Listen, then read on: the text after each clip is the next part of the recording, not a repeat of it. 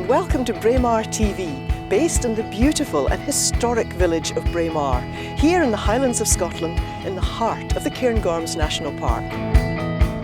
This is our very first edition, but we're planning to bring you updates at the end of each month on all the happenings and activities here. I'll tell you how to get in touch with us at the end of the programme, but here's a sample of what we'll be bringing you over the next 30 minutes or so. Well, I did think about redesigning the uniform so that I got to wear a crown. We talked about having a festival and we talked about it and we thought, well, time for action.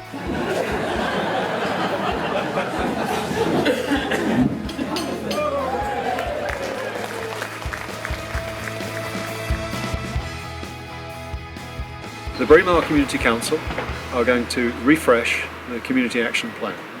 This is the last Community Action Plan, the CAP. Lots of things have progressed since this was written. It's about 4 years old now, and the village has many ideas about what it wants to do from here. Some of those ideas you're going to hear about in this next video clip. Well, here we are on the site of Braemar's future community garden. We're in the community orchard outside St Andrew's Church, and on one side of the community orchard there's a piece of open grassland that we have been allowed to take forward as the community garden. Why do we want to do this? Well, health, sociability, the opportunity for people to dust off old skills or use new ones. We'll have fruit canes along the far side. We'll have compost bins at the bottom, and up at the top we'll have a set of 4 or 5 large cold frames to propagate and bring stuff on. We also imagine some storage on site, so somewhere to keep the tools and equipment that the community will use, those who want to be involved in this. It's all going well. Well, I think these guys are through this quickly, so Alan and I started moving it over, so we're happy to take over.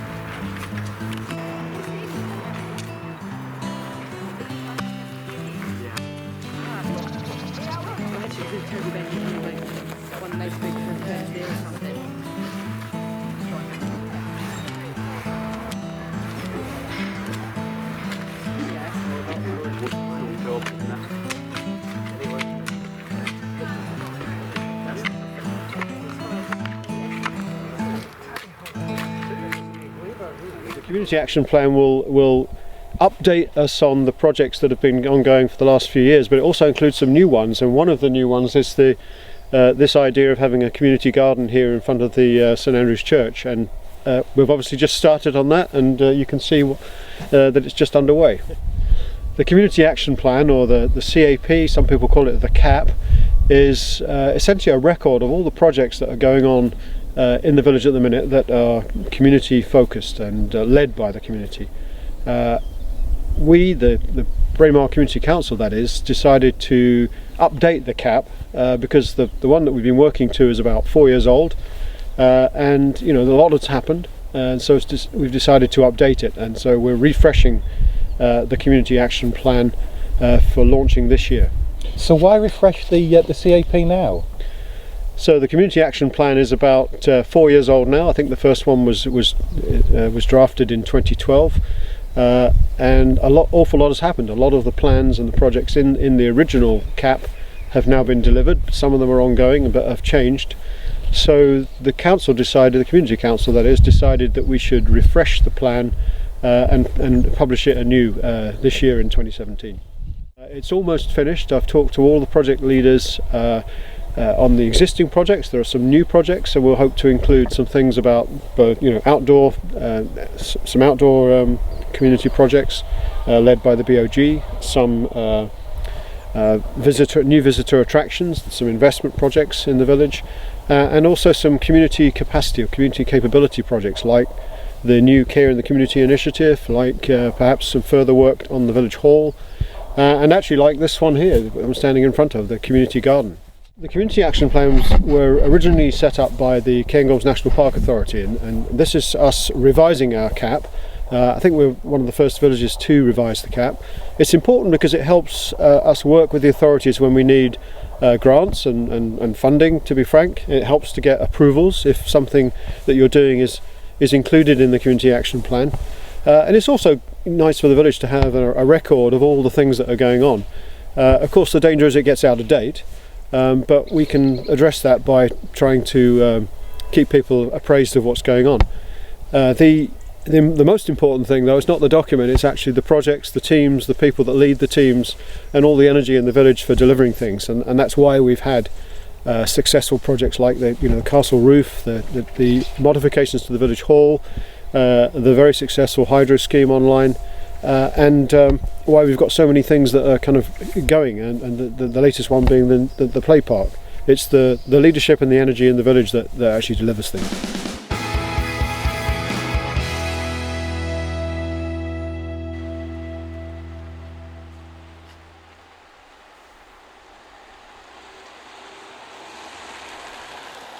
The building work started in February last year. It's very complex. It's due to finish towards the end of 2017, early 2018. So at the moment we're definitely on track to open in 2018 as we expect it to be. We've had a very mild winter, which has actually helped a bit, and the work on the outside of the building is probably a little bit ahead of schedule, with the stonemasons being able to progress faster than they thought. Obviously there is always things that we find that we hadn't expected, like more areas that need pointing, but because the weather has been good, we've been able to do that work timely. We're nearly at the point of taking down the scaffold at the back and starting digging the hole for the foundations. The building is a mixture of a restoration and a new build, but no one will be able to see the new build from the road. It'll be inside the belly of the hotel. So there have been no major problems so far? No, I think we've been very lucky. We have a great team of mostly local people. The site manager and the architect are brothers, and they were brought up in this area. The QS is from Edinburgh, and they are just like the project managing team. And they're very enthusiastic about the building, and they work very well together. And have you found anything that you didn't expect in the building? Well, we found a big lump of granite under the ground floor, which, I mean, there was a ramp before, and the whole wing on that side is slightly more elevated, and so we think it was because underneath there was this lump of granite that you cannot really dismantle, but we don't need to dismantle it, we're building above it. And we found a lot of interesting things. We have lifted a lot of floorboards, and well, all of the floorboards are being lifted to add insulation between the floors, and all the pipes and the wiring is being renewed, as one would expect. So in the walls and in the floors we found a lot of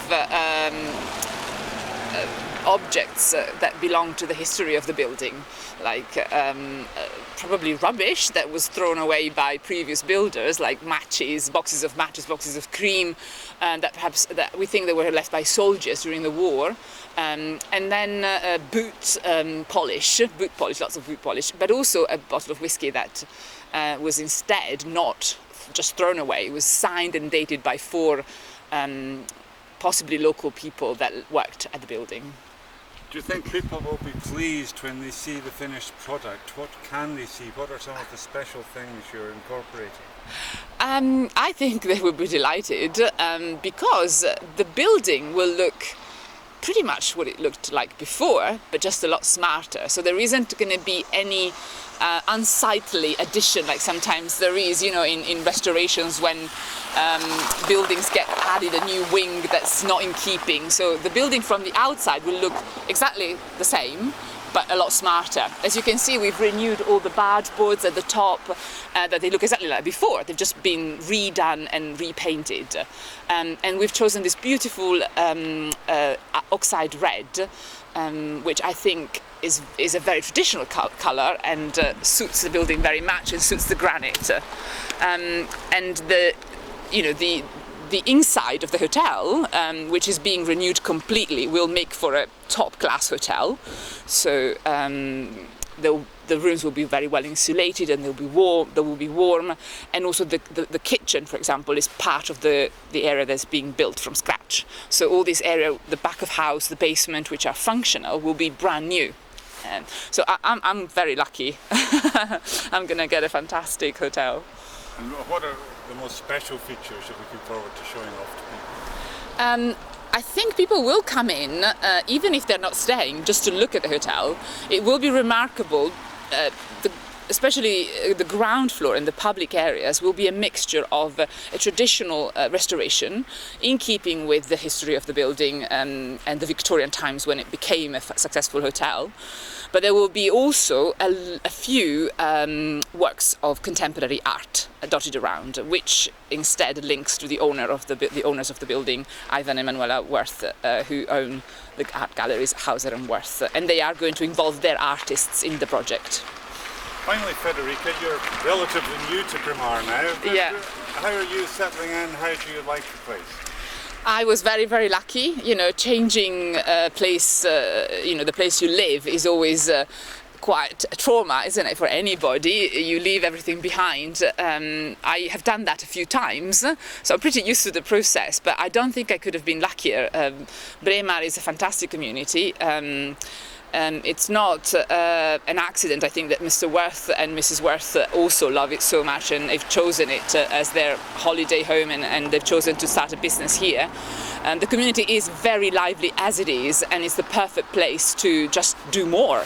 And there's a lot of hospitality spirit going round anyway, so I think we'll just be the catalyst of something that's already here.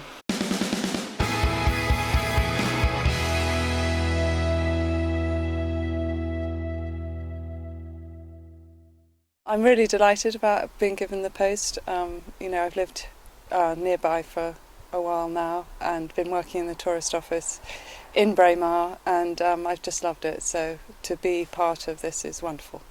What's your background? My background, I came up to Scotland in 2002. I had worked in the commercial art world in London and the antique world. And when I came up here, I fell in love with the place and I just needed to find work locally. I didn't want to be doing a big commute. So I've done a huge variety of different things since I've been here. What do you think you can bring to the post? I'd like to think that I can help by supporting the volunteers. It's totally dependent upon them that the castle can run well. So I need to listen to what they want to do and just help them achieve that. It's early days, but how do you think the castle can develop? I think that there's a lot of work that they're planning to do. There's the sort of practicalities of the castle.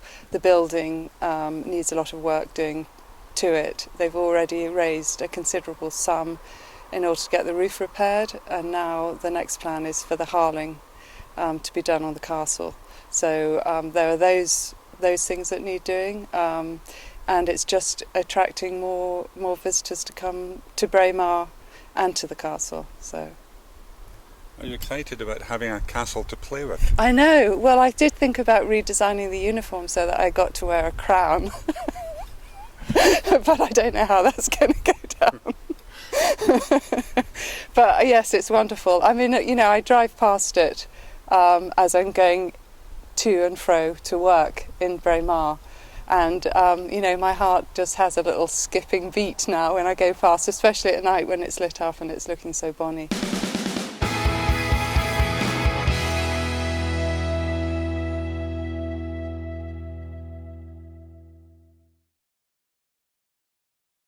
the festival is all about mountains, but everything mountains. So it's not just being out in the mountains, it's about art and literature, photography, everything that's connected with mountains. Tell me about some of the events that are going to be on. Well, this is an outdoor event, so we're going to have different sorts of skiing. So if you can already ski down a red run and you want to learn something different, like ski touring, ski mountaineering, which is going uphill on skis, where you put skins on the bottom of your skis so you can be away from the pistes and the lifts. So you walk up on your skis, take the skins off and then ski down again, and it's fantastic, and it's become more and more popular, so we thought this would be a great place to learn. So we've got somebody experienced, professional instructors coming to teach that. And the other thing that we've got skiing wise is learning to telemark ski. That's where you get down really sort of on one knee. It's the original style of skiing, and if you can already ski downhill, then you might like to have a go at that.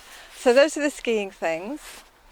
And if you're a hill walker and you want to learn about using crampons and ice axe and going out safely into the hills in winter, then we've got Heather Morning coming, and Heather is the safety officer for Mountaineering Scotland, so she's coming to do that. So the festival's a weekend, Saturday and Sunday, starting the Friday night, and we've got the skiing and the walking on both days. So if you want to do that one day and then come to some of our talks as well, you can do both. This is a first for Braemar, isn't it? What gave you the idea? It's a first for all of us. Well, it came about through enthusiasm, really. We all live here because we really love the hills, and we talked about having a festival, and we talked about it, and we thought, well, time for action. So because I'm a climber and I've always been a climber, I've got lots of contacts in the climbing world, so I was able to ring up some people and sound them out about coming, and people have been amazingly helpful and supportive, and most everybody's just said yes, that they would come. You say you're a climber, Sue. That's a bit of an understatement, isn't it? Well, I am a climber and I've climbed some big mountains. Everest. One of which is Mount Everest. Yeah, I was really lucky to get the opportunity to be one of the first British women to stand on the highest summit in the world. Yeah. So will you be giving visitors the benefit of your experience? Well, actually, I'm not in the programme this year just because as one of the organisers I've got so much to do, and we have got a tight programme because it's 2 days, so there isn't really a slot. I mean, I could fit in if necessary. I think what we'll do is that before the festival, probably February, I'll do a talk in the village about my Everest climb, and so more people will know about the festival then as well. Finally, how many visitors are you expecting to come here? Well, we honestly have no idea because it's a first and we're trying to get the word out, spread as widely as possible. We would like, well, probably not thousands, we couldn't cope with that, but 100 or a few hundred would be really great. Yeah, as many as possible. Please, come. Jingle bells, jingle all the way. Oh, what fun it is to ride in a one-horse sleigh. Jingle bells, jingle all the way. Oh, what fun it is to ride in a one-horse open sleigh. 5, 4, 3, 2, 1.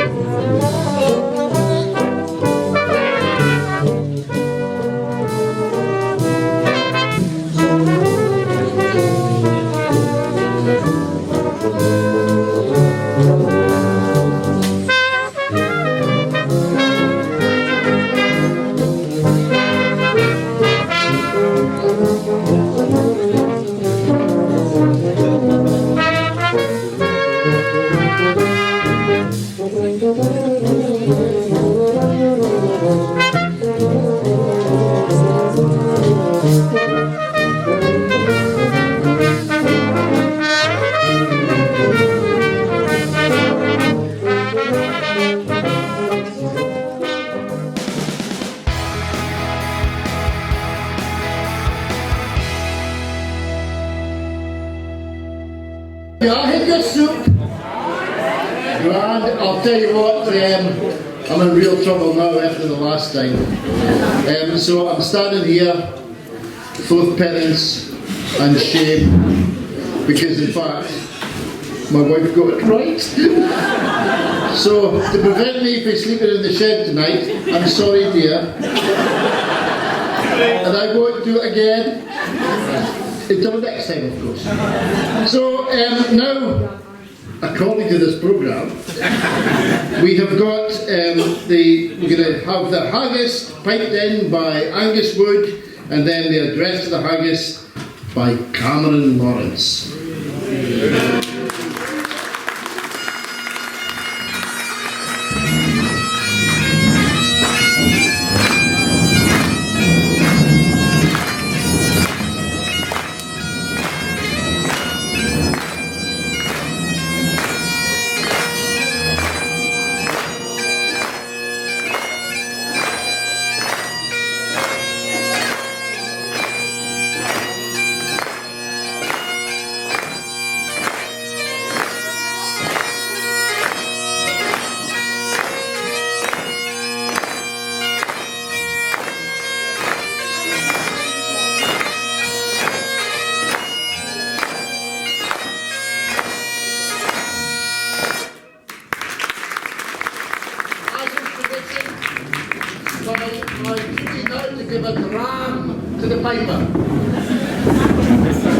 Only me and Angus know what's in this. Mr. Wood thinks it's Iron Brew.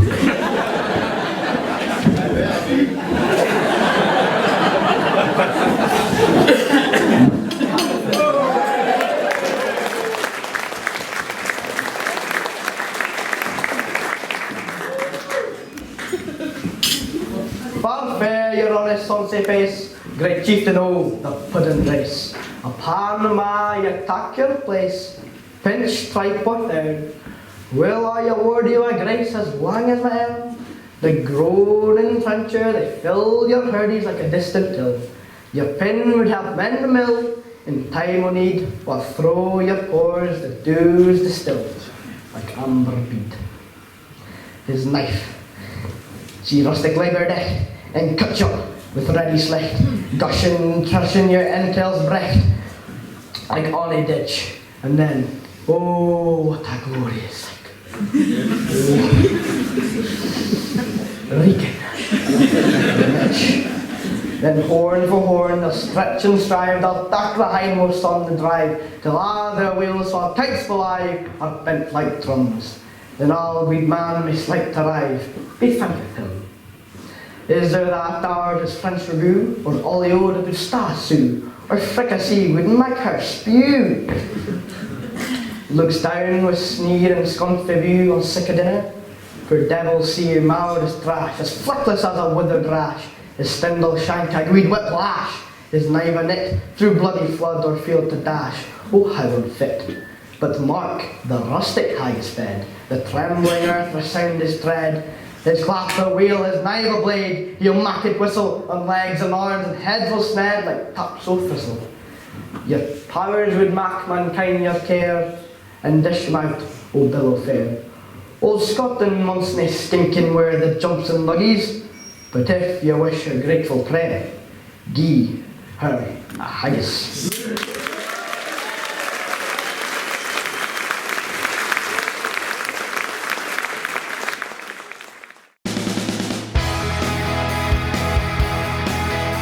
Well, I hope you enjoyed this first edition of Braemar TV.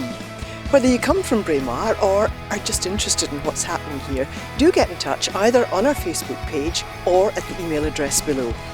Thanks for watching. See you again soon.